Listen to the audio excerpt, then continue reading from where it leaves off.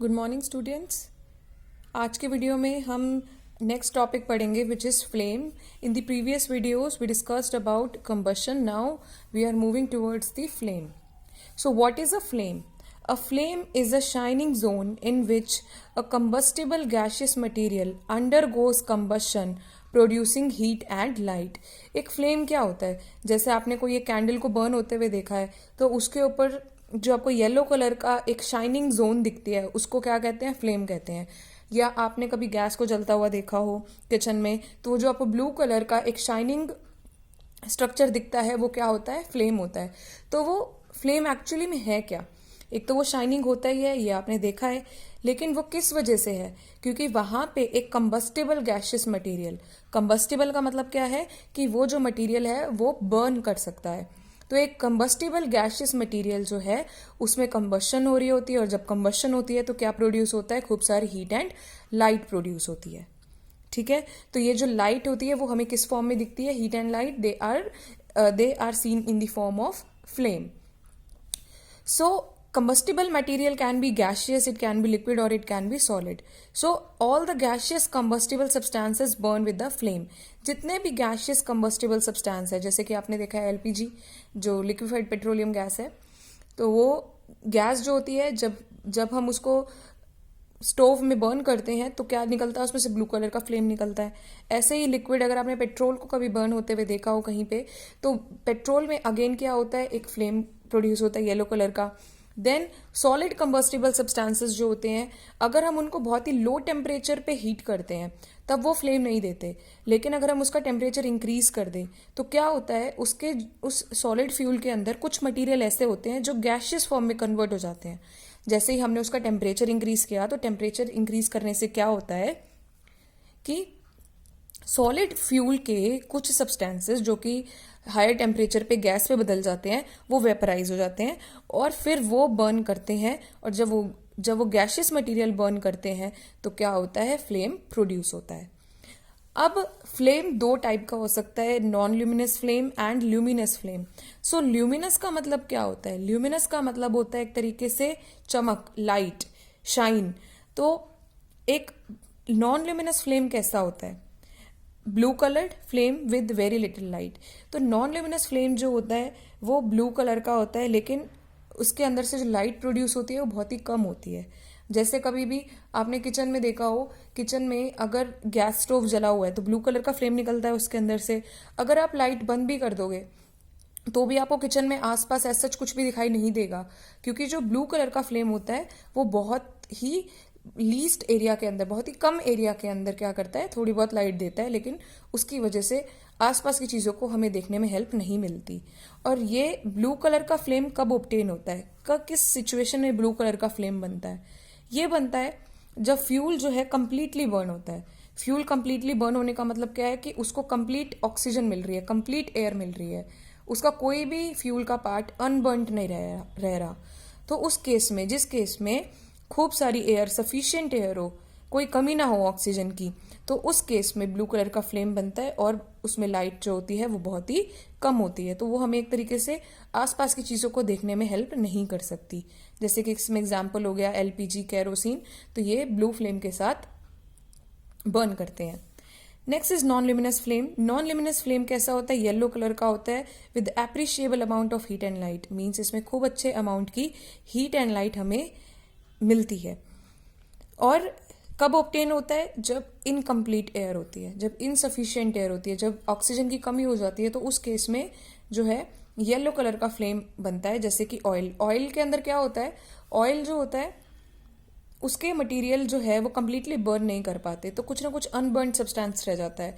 तो जो भी चीज़ अगर इनकम्प्लीटली बर्न करती है तो उसके अंदर से जो फ्लेम निकलता है वो कैसे कलर का निकलता है? येलो कलर का।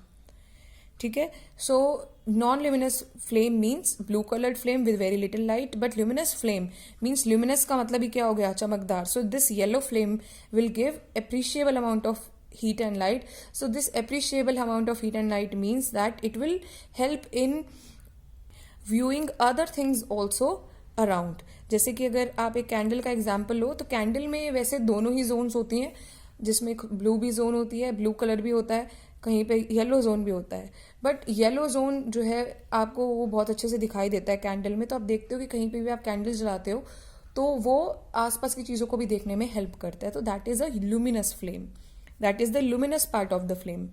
So now we will learn about the different zones of a candle. So dear students, this is how a candle flames looks like. So this is a wax, and in this here in between is a wick. जब भी एक candle बनती है तो candle क्या होती है, ये उसके पास ये वैक्स होता है और इसके बीच में एक कॉटन को डाला जाता है जो कि बर्न करती है और कॉन्टिन्यूसली फ्लेम देने में हेल्प करती है।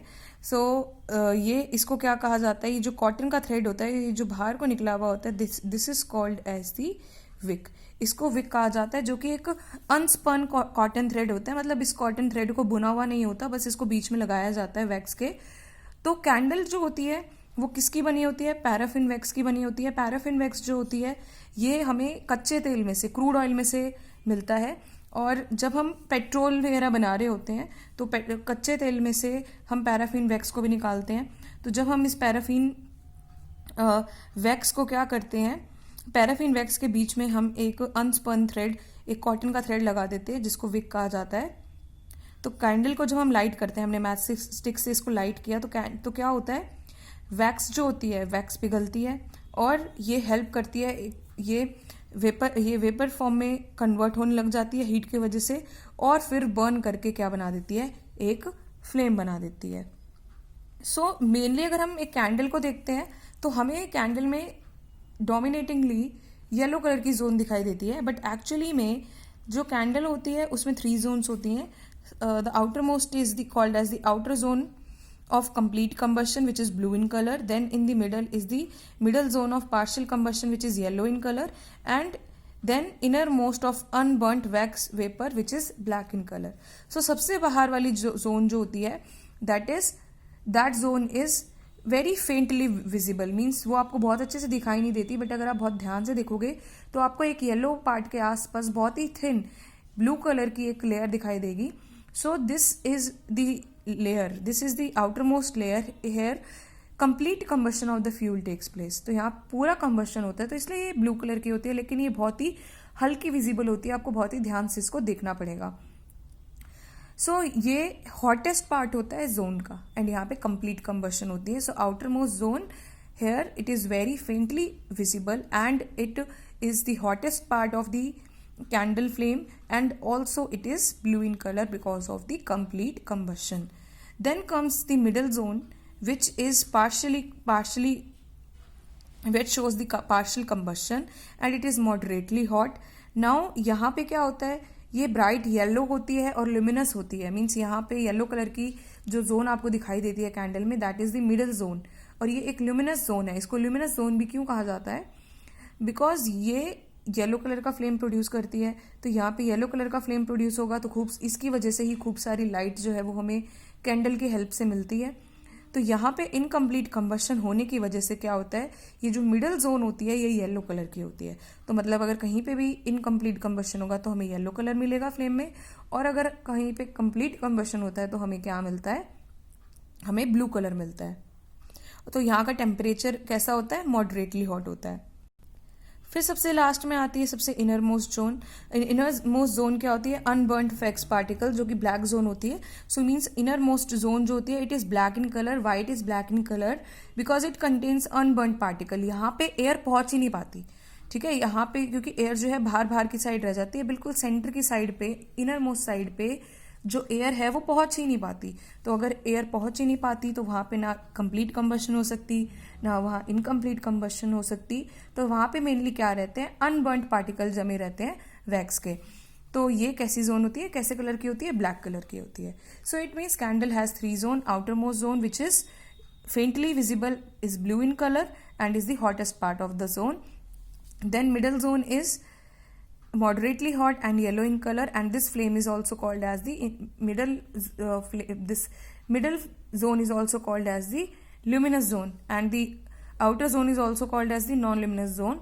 Then Innermost is the dark layer because of the presence of unburnt carbon particles or the wax particles, because air is unable to reach in this part. So this innermost layer contains the unburnt particles of the wax.